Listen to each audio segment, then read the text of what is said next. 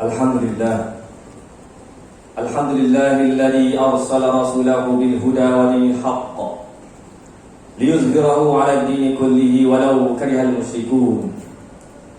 Asyhadu an la ilaha illallah wahdahu la syarika lah wa asyhadu anna sayyidana Muhammadan 'abduhu wa rasuluh. Allahumma shalli wa sallim wa barik ala sayyidina Muhammad wa ala alihi wa ashabihi wa man tabi'ahum bi ihsan ila yaumiddin, amma ba'd. Fa ya ibadallah, ittaqullaha haqqa tuqatih wa la tamutunna illa wa antum muslimun. Sedang jemaah yang dirahmati Allah Subhanahu wa taala sekalian, saya berpesan pada diri saya dan juga tuan-tuan sekalian, marilah kita sama-sama bertakwa kepada Allah Subhanahu wa taala dengan sebenar-benar takwa, dengan menjunjung segala perintah Allah Subhanahu wa taala, meninggalkan larangan Allah Subhanahu wa taala. Mudah-mudahan, moga-moga kita semua ini menjadi orang yang berjaya di dunia dan berjaya di akhirat, insya-Allah. Amin ya rabbal alamin. Allah SWT berfirman, a'udzubillahi minasyaitonir rajim. وَمَنْ يُهَاجِرْ فِي سَبِيلِ اللَّهِ يَجِدْ فِي الْأَرْضِ مُرَاغَمًا كَثِيرًا وَسَعًا وَمَنْ يَخْرُجْ مِنْ بَيْتِهِ مُهَاجِرًا إِلَى اللَّهِ وَرَسُولِهِ ثُمَّ يُدْرِكْهُ الْمَوْتُ فَقَدْ وَقَعَ أَجْرُهُ عَلَى اللَّهِ وَكَانَ اللَّهُ غَفُورًا رَحِيمًا. Sadaqallahul azim. Dan barang siapa berhijrah di jalan Allah, nescaya mereka akan mendapati di muka bumi tempat hijrah yang luas dan rezeki yang banyak. Barang siapa yang keluar dari rumahnya dengan maksud berhijrah kepada Allah dan Rasulnya, kemudian ia ditimpa kematian sebelum sampai ke tempat hijrah, maka sesungguhnya telah tetap pahalanya di sisi Allah Subhanahu wa taala. Dan Allah Maha Pengampun lagi Maha Penyayang. Surah An-Nisa ayat ke-100. Ayat yang dibacakan tadi berkisah tentang hijrah Rasulullah sallallahu alaihi wasallam. Seperti mana yang kita sebut dalam kuliah tadi, beberapa episod yang berlaku di dalam peristiwa hijrah Rasulullah SAW sewajarnya menjadi suatu panduan motivasi kepada kita untuk menjalani kehidupan di atas muka bumi Allah Subhanahu wa taala. Rasulullah SAW menjelaskan di dalam sabdanya, "Man kharaja min baitihi mujahidan fi sabilillah fa kharra 'an dabbatihi famata faqad waqa'a ajruhu 'ala Allahi aulada ghasbu dabbatun famata faqad waqa'a ajruhu 'ala Allahi aw mata hatfa anfi faqad waqa'a ajruhu 'ala Allah." Rawahu Imam Ahmad. Siapa yang keluar dari rumahnya kerana berjihad fi sabilillah, yakni menegakkan kalimah Allah, lalu ia tersungkur dari kenderaannya dan mati, maka tetaplah pahalanya di sisi Allah. Atau ia disengat oleh binatang lalu mati, maka telah tetaplah pahalanya di sisi Allah. Atau mati binasa, maka sesungguhnya, atau mati biasa, maka sesungguhnya tetaplah pahalanya di sisi Allah Subhanahu wa taala.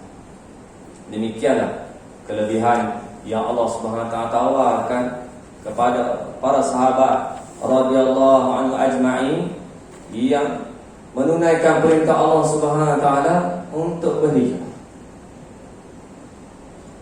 Sekarang kita berada dalam bulan Muharram, yang mana kita selalu setiap tahun kita mengulang-ulang peristiwa hijrah Rasulullah sallallahu alaihi wasallam. Apa yang kita dapat pengajaran daripada peristiwa hijrah? Yang pertama, sebenarnya tahun hijrah yang baru 1444 hijrah.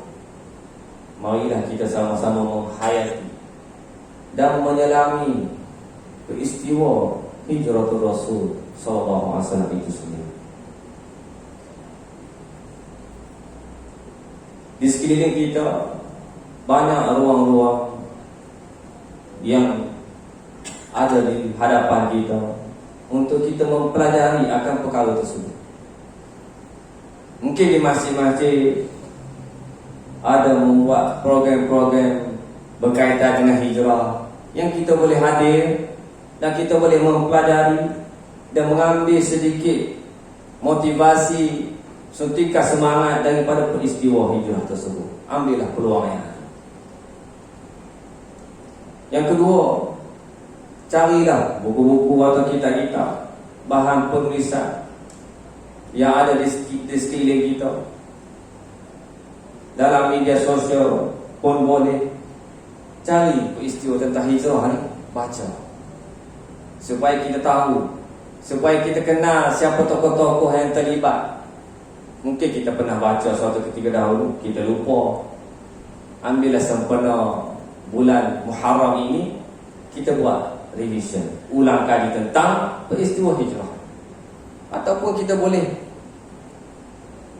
tengok dalam YouTube, dalam media sosial seumpamanya, cari cerita-cerita tentang peristiwa hijrah. Ambillah masa supaya kita boleh menghayati, mendalami peristiwa Rasulullah SAW. Kita hayati betul-betul, seolah-olah peristiwa tersebut digambarkan di dalam pemikiran kita, berlaku di hadapan mata kita. Movie-movie, cerita-cerita pun ada. Bagaimana gambaran tersebut supaya kita boleh menghayatinya. Kalau boleh sampai menangis apabila kita mendengar cerita tentang peristiwa hijrah Rasulullah SAW. Sebagaimana yang saya sebut dalam kuliah tadi, ada banyak episod-episod yang berlaku dalam satu peristiwa tersebut. Peristiwa hijrah itu saja mempunyai pelbagai episod, kenangan-kenangan, motivasi, cerita-cerita, pengajaran untuk kita. Yang pertama. Yang kedua, marilah kita sama-sama mencontohi kesungguhan Rasulullah sallallahu alaihi wasallam memperjuangkan agama Allah Subhanahu wa taala. Bila kita mempelajari sirah, khususnya cerita tentang hijrah ini, kita mencontohi baginda. Yang pertama, dari sudut dakwah baginda. Bagaimana 13 tahun Rasulullah sallallahu alaihi wasallam berada di Mekah sebelum peristiwa hijrah. Berbagai cabaran dan dugaan yang dihadapi oleh Rasulullah SAW dan para sahabat, sehingga ada di kalangan sahabat yang menumpahkan darahnya untuk agama Allah Subhanahu wa taala. Cuba sematkan di dalam pemikiran kita. Mereka telah berjuang bersungguh-sungguh untuk agama Allah Subhanahu wa taala. Di mana kedudukan kita nanti di akhirat seandainya Rasulullah SAW tanya kita, kamu ada harta, kemanakah harta yang kamu sumbangkan untuk agama Allah SWT? Kamu ada masa, di manakah masa yang kamu sumbangkan untuk agama Allah SWT? Kamu ada tenaga, di manakah tenaga yang kamu gunakan untuk agama Allah SWT?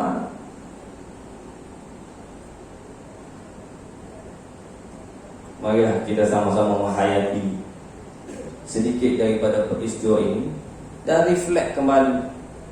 Kita cuba mencontohi dan kita cuba lakukan sekadar kemampuan kita, kerana inilah bekalan yang kita akan bawa bertemu dengan Allah Subhanahu wa taala suatu hari nanti. Yang ketiga, pengajaran yang kita boleh ambil adalah bagaimana kita memahami bahawa sifat Islam yang syumul ataupun menyeluruh sifat. Islam bukan hanya sekadar sembahyang, puasa, zakat, haji sahaja, tapi Islam itu merangkumi aspek akidah, merangkumi aspek syariah, merangkumi aspek akhlak, merangkumi sistem hidup dari sudut ekonomi, dari sudut sosial, dari sudut politik. Bagaimana kita melihat selepas daripada peristiwa hijrah tersebut, sistem Islam itu berjaya dimartabatkan, khususnya dalam politik Islam. Bagaimana Rasulullah SAW menjadi contoh kepada kita sebagai seorang pemimpin sebuah negara Islam Madinah yang diiktiraf ketika itu, yang boleh mampu untuk membuat perjanjian di kalangan negara-negara, yang mampu untuk menjatuhkan Rom dan Parsi ketika zaman pemerintahan Sayyidina Umar Al-Khattab. Maknanya Islam telah terlebih advance dari sudut pengamalan politik Islam, yang menjadi contoh kepada kita, supaya kita ini suatu hari nanti diizinkan oleh Allah Subhanahu wa taala, kita akan mengamalkannya, kita akan implementkannya dalam negara kita yang tercinta ini. Inilah yang diajar oleh Rasulullah SAW, menunjukkan contoh sebagai seorang pemimpin yang bersifat amanah dan tanggungjawab kepada perjuangan Islam, menjadi contoh sebagai seorang pemimpin yang menjauhi rasuah dan pecah amanah dalam politik. Dan kita mengimpikan comeback seumpama ini, insya-Allah. Hadirin sidang jemaat yang dirahmati Allah Subhanahu wa taala. Barakallahu li wa lakum fil Qur'anil azim wa nafa'ani wa iyyakum bima fihi minal ayati wal dzikril hakim. Wa taqabbala minni wa minkum tilawatahu innahu huwas samiul alim. Aqulu qawli hadza wa astaghfirullahal azim li wa lakum wa lisa'il muslimin wal muslimat wal mu'minina wal mu'minat fastaghfiruhu innahu